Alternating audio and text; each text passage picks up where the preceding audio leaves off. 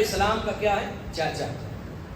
آگے دیکھیں ان کے ناموں کا آپ اگر موازنہ کریں، ناموں کو دیکھیں تو ناموں سے فرق محسوس ہو جاتا ہے۔ ابراہیم، لفظ ابراہیم کا معنی ہے شفیق باپ، شفقت کرنے والا باپ، مہربان باپ۔ اور لفظ آزر کو دیکھیں اگر تو آزر کا معنی ہوتا ہے ٹیڑھا۔ کیا معنی ہوتا ہے؟ آزر کا معنی ہوتا ہے ٹیڑھا۔ ایک طرف ابراہیم علیہ السلام رب کے خلیل ہیں اور بہترین باپ ہیں، شفیق باپ ہیں، ان کے والد کا نام ایسے کیسے ہو سکتا؟ اور دوسری جانب دیکھیں، اب تاریخ کی طرف دیکھیں، ابراہیم علیہ السلام کے والد محترم کی عمر پاک ہے 570 سال، اور آپ کے چاچا کی عمر تھی 205 سال۔ 205 سال۔ اگر کسی کی عمر کے اندر 5 7 10 سال کا ڈیفرنٹ ہو، کوئی فرق ہو، تو بندہ پہچان لیتا ہے اتنا بڑا فرق آ گیا، اتنا بڑا غیب آ گیا۔ ابراہیم علیہ السلام کے والد اور آپ کے چاچا کی عمر میں 365 سالوں کا فرق تھا۔ اتنے بڑے غیب سے بھی نہیں پہچان سکے۔ ابراہیم علیہ السلام کے چاچا کی عمر 205 سال ہوئی اور والد گرامی کی عمر 570 سال۔ اتنا بڑا غیب تھا، اتنا بڑا غیب۔ پھر بھی آج نہ جانے لوگ کیسے نبی کا جب ذکر کرتے ہیں تو نبی کا ذکر کرتے ہوئے ایسے لفظ کیسے بول لیتے ہیں۔ ایمان کو محفوظ رکھنا ہے تو کسی بھی نبی کا ذکر آ جائے ادب سے سر جھکا دیا کرے، بغیر علم کے کبھی کسی نبی کے بارے میں بات نہ کرے، اور بے ادبی والی بات کبھی نہ کرے۔ کسی نبی کا باپ یا ماں کبھی مشرک نہیں ہوئی اور نہ تصور کیا جا سکتا ہے، وگرنہ یہ ماننا پڑے گا کہ معاذ اللہ نبی کسی مشرک کا بیٹا، استغفر اللہ۔ آج ہم نے کسی سے دوستی لگانی ہو، کسی سے دوستی لگانی ہو، ہمارے بچوں نے کسی کو دوست بنانا ہو، کہیں رشتہ کرنا ہو، تو 1000 بار سوچتے ہیں، دیکھتے ہیں کہ یہ کس کا بیٹا ہے، اس کے والدین کیسے ہیں، گھر بار کو دیکھا جاتا ہے، ہر چیز دیکھی جاتی ہے۔ تو رب کائنات نے حضرت ابراہیم علیہ السلام کو اپنا خلیل بنایا، اپنا دوست بنایا، تو کیا رب کائنات نے ایک بار بھی نہیں دیکھا کہ میں کسی مشرک کے بیٹے کو دوست بنا رہا ہوں؟ رب کائنات نے ابراہیم علیہ السلام کو اپنا خلیل بنایا ہے، اور خلیل کا باپ بھی مومن تھا۔ خلیل کا باپ بھی کیا تھا؟ مومن تھا۔ اور ابراہیم علیہ السلام کے والد گرامی کا نام کیا؟ حضرت طارق، ابراہیم بن طارق۔ باقی ہیں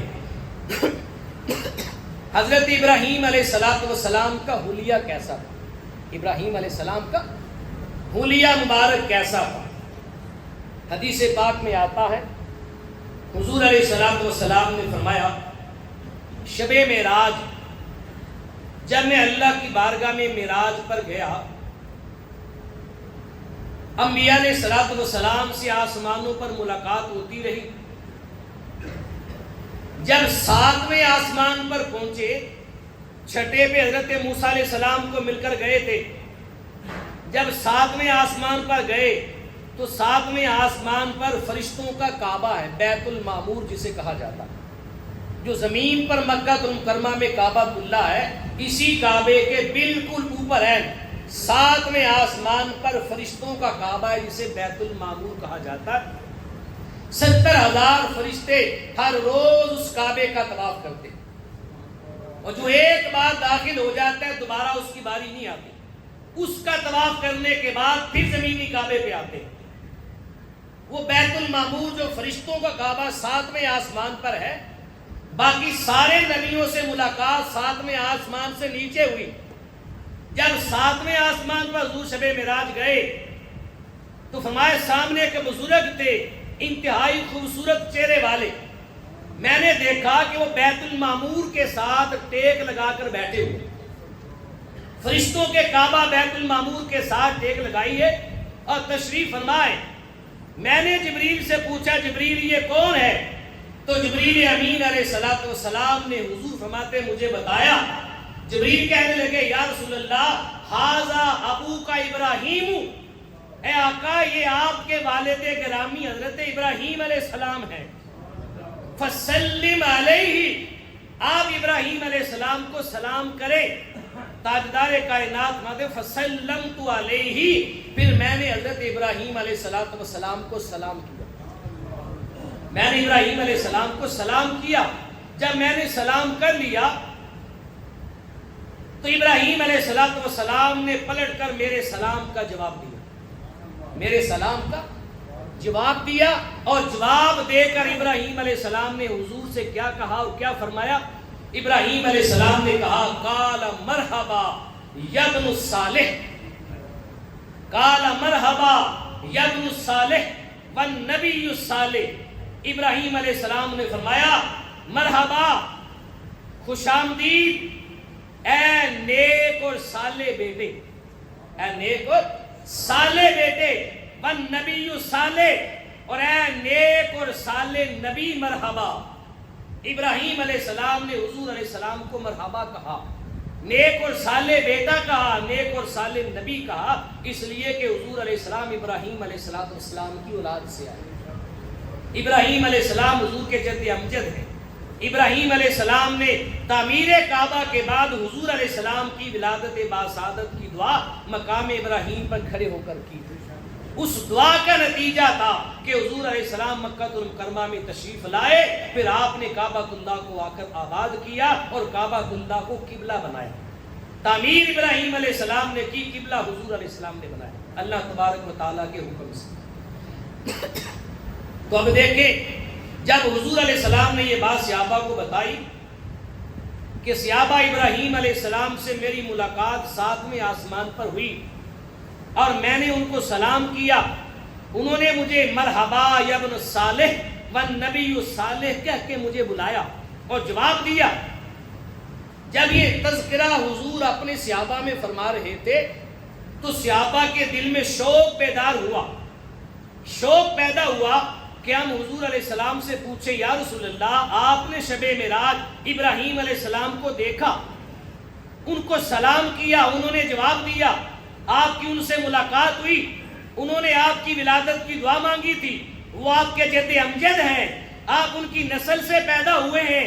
तो जब ये सारे मामलात उनके साथ हैं तो सहाबा के दिल में ये शौक पैदा हुआ, हम हुजूर से पूछे या रसूलल्लाह जरा ये तो बता दे कि इब्राहीम अलैहिस्सलाम का फिर चेहरा कैसा था, इब्राहीम अलैहिस्सलाम दिखते कैसे थे। अगर उनके चेहरे के बारे में जानना हो तो उनके चेहरे का रंग कैसा था, उनकी जुल्फे कैसी थी, वो बोलते कैसे थे, उनके नैन नक्श कैसे थे। हुजूर अलैहिस्सलाम से जब सहाबा ने पूछा तो ताजदार कायनात बयान कर रहे थे और फरमा रहे थे मेरी मुलाकात हजरत ईसा अलैहिस्सलाम से भी हुई और हजरत ईसा अलैहिस्सलाम सुर्ख रंग वाले थे। क्या थे? चेहरे का रंग सुर्ख था। ईसा अलैहिस्सलाम सुर्ख रंग वाले थे, गुंगरियाले बालों वाले थे और कुशादा और चौड़े सीने वाले थे। ये इब्राहीम अलैहिस्सलाम इस्माइल हजरत ईसा अलैहिस्सलाम के बारे में बयान किया। फिर फरमाया मेरी मुलाकात हजरत मूसा अलैहिस्सलाम से भी हुई और मूसा अलैहिस्सलाम आदम अलैहिस्सलाम की तरह बड़े दराज कद वाले थे। आदम अलैहिस्सलाम का कद 60 गज था। मूसा अलैहिस्सलाम आदम अलैहिस्सलाम की तरह दराज कद वाले थे और बड़े जसीम थे, जिस्म वाले थे। ये दो नबियों के बारे में बयान किया गया। सहाबा को मजीद शौक पैदा हुआ कि या रसूलल्लाह हमने पूछा इब्राहीम अलैहिस्सलाम कैसे हैं, आपने बताया इस्माइल अलैहिस्सलाम सुर्ख रंग वाले हैं, कुशादा सीने वाले हैं, गुंगरियाले बालों वाले हैं। मूसा अलैहिस्सलाम दराज कद वाले हैं, बड़े जिस्म वाले हैं। ये बताए इब्राहीम अलैहिस्सलाम कैसे, उनका चेहरा कैसा है।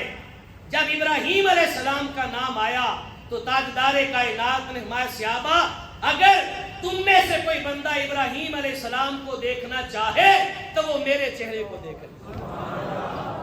कहा इब्राहीम अलैहिस्सलाम को देखना है तो मुझे देख लो। कहा मेरा चेहरा और मेरे जद्द अमजद का चेहरा हूबहू मिलता जुलता है। क्या है? ملتا جلتا ہے. ابراہیم علیہ السلام کے خد و خال میرے جیسے تھے. ابراہیم علیہ السلام کی چال ڈھال میرے جیسی تھی. ابراہیم علیہ السلام کے نین نقش اور چہرے کی رنگت میرے جیسی تھی. انہیں دیکھنے کا شوق ہے تو مجھے دیکھ لو. کیا ہے؟ مجھے دیکھ لو. پھر صحابہ کرام سے پوچھا گیا یا رسول اللہ آپ اپنے چہرے کے بارے میں بتائیں, ہمیں دکھائیں.